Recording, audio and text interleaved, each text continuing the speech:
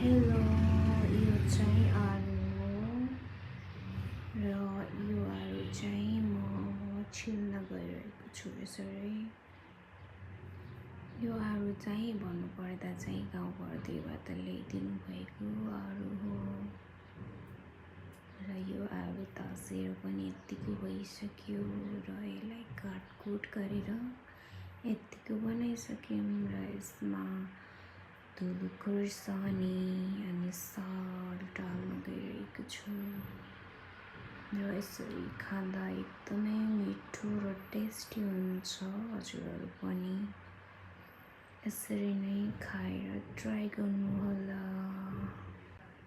एकदमै राम्रो देखिएको छ यसरी हेर्दा चाहिँ र यो खाँदा चाहिँ एकदमै जुसी बनेको छ, एकदमै मिठो भइरहेको छ।